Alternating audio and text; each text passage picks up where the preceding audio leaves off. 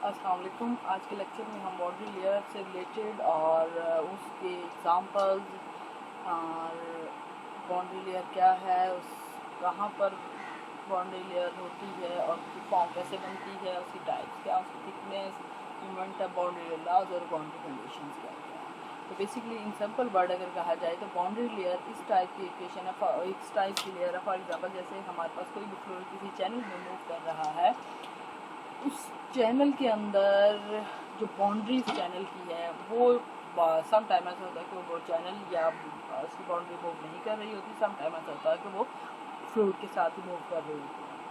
अगर वो फ्लूइड के साथ मूव नहीं कर रही और फ्लूइड मूव कर रहा है तो बाउंड्री के साथ जो फ्लूइड होगा, जितना पोर्शन होगा उसके जो वेलोसिटी है वो कम हो गया एज कम्पेयर टू जो सेंटर में फ्लूइड है उसके।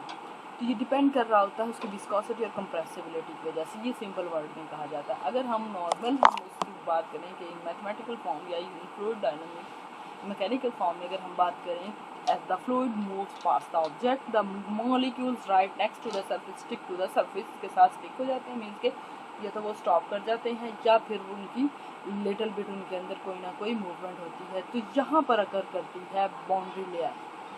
ये बेसिकली हमारे पास बाउंड्री लेयर की कंडीशन है। अगर बाउंड्री लेयर की बात की जाए in fluid mechanics, the layer of flowing gas और liquid in contact with the surface such as that the airplane wing or the inside of a pipe, the flow in which boundary layer is generally laminar होगा।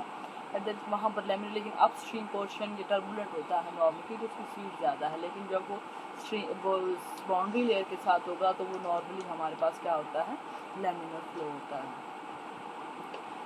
Boundary layer कहाँ exist करती है?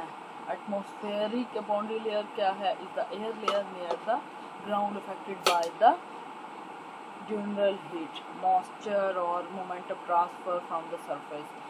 और aircraft में अगर हम देखा जाए तो हमारे पास flow close to the wing अगर हमारे पास कोई भी होगी वो हमारे पास बाउंड्री लेयर एग्जिस्ट करेगी। अगर कैसे बनती है? Primary reason for the formation of boundary layer is Coanda effect. Coanda effect means के the fluid tendency jet to stay attach to the convex area. इसकी वजह से ही हमारे पास फ्लूइड जो है वो किसी भी चैनल या किसी भी ट्यूब के साथ रहता है अगर वो बाउंड्री लेयर एग्जिस्ट करती है। This creates a thin layer of fluid near the surface in which the velocity change from zero to the surface of the main stream. Boundary layer की टाइप क्या है? लैमिनर बाउंड्री लेयर है, turbulent boundary layer है। Laminar boundary layer हमारे पास क्या होगा? Boundary layer में भी लैमिनर और turbulent flow takes place in layers, each layer slides past the adjacent line layer. अगर ये इसके मिक्सिंग हो रही है और वो है जैसे सेंटर में हम कह देंगे कि टर्बुलेंट आ गई, लेकिन वो बाउंड्री लेयर वहाँ पर जहाँ पर टर्बुलेंस क्रिएट हो रही है तो टर्बुलेंट बाउंड्री लेयर है। लैमिनर बाउंड्री लेयर किस टाइप की होती है?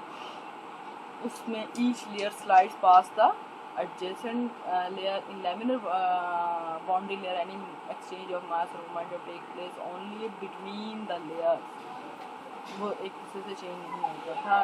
थर्ड हमारे पास आ जाता है रेनॉल्ड नंबर। रेनॉल्ड नंबर पर डिपेंड कर रहा होता है कि लैमिनर फ्लो हमारे पास किस टाइप का होगा और लैमिनर फ्लो कब होगा और हमारे पास टर्बुलेंस कब होगा, ट्रांजिशन फ्लूइड कब बनेगा। ये हमारे पास इसका ग्राफ है फ्लूइड का। अगर हम फ्लूइड टर्बुलेंस अगर हम उसकी करें, टर्बुलेंट है या लैमिनर है फ्लूइड, हमारे पास उसकी हमें टाइप देखनी होती है, वो अकॉर्डिंग टू द हमारे पास लैमिनर आएगा। फिर अकॉर्डिंग टू रेनॉल्ड नंबर।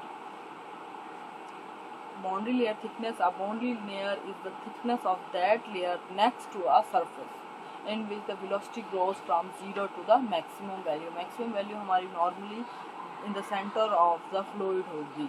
तो मेन हमारे पास यहाँ पर क्या है कि बाउंड्री लेयर की थिकनेस कहाँ से स्टार्ट होगी कि next to a surface in which the velocity grows from zero to the maximum.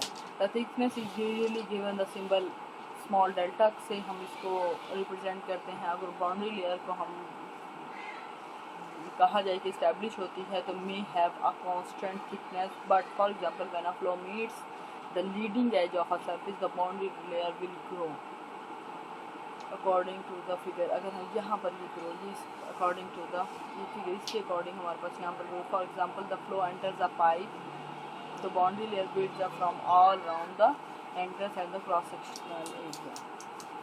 ये हमारे पास यहाँ पर बाउंड्री लेयर पे दोनों साइड पर है। वेलोसिटी प्रोफाइल अगर हम इन बाउंड्री लेयर में बनाएं तो वेलोसिटी सिंबल हमारे पास V1 से अगर हम इसे मैक्सिमम वेलोसिटी को दें और ये फुली डेवलप्ड लेयर है तो फुली डेवलप्ड लेयर में भी लैमिनर भी हो सकती है और टर्बुलेंट भी हो सकती है according to the Reynold number. The velocity profile for a special case या टिपिकल केसेस में हमने पैरामीटर लगाए हैं। फॉर एग्जांपल जो मैक्सिमम वेलोसिटी फुली डेवलप्ड है, फुली डेवलप्ड के साथ हमने उसको रेनॉल्ड नंबर से एग्जिस्ट करता है। तो ये हमारे पास इसकी वेलोसिटी प्रोफाइल बनेगी। शेयर स्ट्रेस हमारे पास वही हॉरिजॉन्टल लेयर यानी टू होता ही है according to the Newton law. हम देखें तो शेयर स्ट्रेस आपके पास I equal to mu d/dy। At the wall shear stress y equal to 0 होगा। Displacement thickness, the flow rate within a boundary layer in less than that for a uniform flow of velocity u1. The reduction in flow is equal to the area under the curve as shown in the figure. Main यहाँ पर यही बात है कि flow rate within a boundary layer अगर हम flow rate को देखें वो कम होगा यूनिफॉर्म फ्लो वेलोसिटी से। The reduction in flow is equal to the area under the curve. Flow reduction हमारे पास क्या है 0 टू डेल्टा। अगर हम लें u1 minus u dy is equal to u1 delta static. Momentum thickness की बात करें तो वो भी हमारे पास इसी तरह वैल्यू को पुट करेंगे। और बाउंड्री लेयर ला अगर हम बात करें वो हमारे पास यहाँ पर कई इसकी कंडीशन दी गई हैं। इस कंडीशन को हम फॉलो करते हुए हम इसका रिजल्ट निकाल सकते हैं कि बाउंड्री कंडीशन कहाँ कैसे लगाते हैं कि वेलोसिटी अगर 0 है तो at the wall u equal to y 0। Velocity maximum है टॉप लेयर पे तो u equal to u1 y equal to delta. अगर gradient boundary layer is 0 at the top of the layer तो d और dy 0 और y delta है। अगर gradient is constant है तो c और y equal to 0। Thank you.